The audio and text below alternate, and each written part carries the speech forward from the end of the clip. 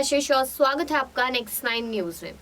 Supreme court में सुनवाई हुई, लेकिन सुनवाई में उद्धव ठाकरे को नहीं बल्कि शिंदे गुट को यहाँ पर एक बड़ा झटका लगा। अब साफ तौर पे कहा जा रहा है कि शिंदे मुख्यमंत्री नहीं बनते अगर कुछ ऐसा होता। अब क्या चीज है, ये बड़े सवाल यहाँ पर लगातार बने हुए हैं, लेकिन देखा जाए कहीं ना कहीं तो यहाँ पर उद्धव ठाकरे के लिए मुसीबतें अब कम हो रही है और वहीं पर एकनाथ शिंदे के लिए मुसीबतें लगातार बढ़ती नजर आ रही है। अब इस बीच जो बड़ी खबर सामने आई है वो यही है कि अगर यहाँ पर जब एकनाथ शिंदे ने बगावत की और 39 विधायक उनके साथ थे, उनकी अयोग्यता पर फैसला ले लिया जाता, यहाँ पर विधानसभा अध्यक्ष जो है वो फैसला ले देते, तो कहीं ना कहीं एकनाथ शिंदे यहाँ पर मुख्यमंत्री नहीं बन पाते। ये बात साफ तौर पे कही गई, लेकिन यहाँ पर फैसला नहीं लिया गया उनकी अयोग्यता पर। इस वजह से यहाँ पर उद्धव ठाकरे की सरकार गिर गई और जो बहुमत था वो पूरी तरीके से एकनाथ शिंदे का हो गया। इस बात को समझा जा सकता है, अगर ऐसा होता तो मुख्यमंत्री नहीं बन पाते एकनाथ शिंदे और कहीं ना कहीं विधानसभा अध्यक्ष को यही करना चाहिए था,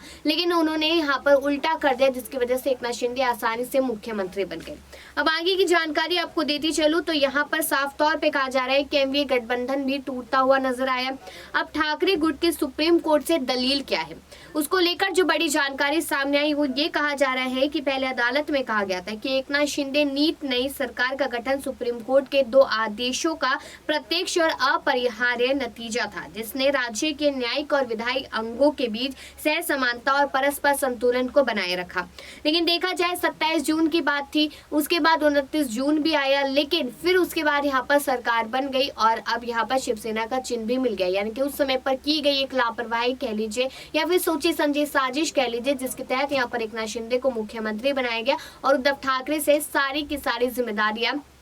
सारी शक्तियां, सारी ताकतें उनसे छीन ली गई। अब यहाँ पर शिंदे धड़े के वकील से सुप्रीम कोर्ट ने क्या कहा, सुप्रीम कोर्ट कहता नजर आया। चंद्रचूड़ DIY चंद्रचूड़ है, उनकी अध्यक्षता में कहा गया है कि 5 न्यायाधीशों ने यहाँ पर फैसला लिया था और कहीं ना कहीं इन सारी बातों से माना जा रहा है कि सुप्रीम कोर्ट भी इस फैसले से खुश नहीं है, तो ये अच्छी बात है यहाँ पर उद्धव गुट के लिए। अब यहाँ पर शिंदे धड़े के वकील और क्या कुछ कहते नजर आए, उसको लेकर भी लगातार जानकारियां सामने आ रही है और सुप्रीम कोर्ट ने शिंदे धड़े से यहाँ पर तमाम तरीके के सवाल भी किए। उन्होंने कहा कि उसने कहा था कि पार्टी की ओर से पिछले साल जून में विहिप नियुक्त किए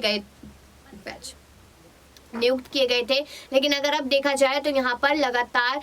उद्धव ठाकरे यही कहते नजर आ रहे कि हमें शिवसेना मत दीजिए लेकिन चुनाव चिन्ह दीजिए। तो यानी कि ओवरऑल अगर देखा जाए तो यहाँ पर सोची समझी साजिश ही लग रही है, जिसको सुप्रीम कोर्ट कहीं ना कहीं पूरी तरीके से समझ रहा है। तो यहाँ पर शिंदे गुट से इस्तीफा मांग सकता है सुप्रीम कोर्ट, या उनकी जो अयोग्यता है उस पर फैसला ले सकता है, या सरकार को पूरी तरीके से भंग कर सकता है सुप्रीम कोर्ट। आपको क्या लगता है कि क्या सुप्रीम कोर्ट को यहाँ पर जल्द से जल्द फैसला ले देना चाहिए? अब दिक्कतें जो है वो शिंदे के लिए बढ़ने वाली, ना कि उद्धव के लिए। इस पर अपनी राय जरूर दीजिएगा और बाकी सी खबरों के लिए देखते रहिए नेक्स्ट 9 न्यूज।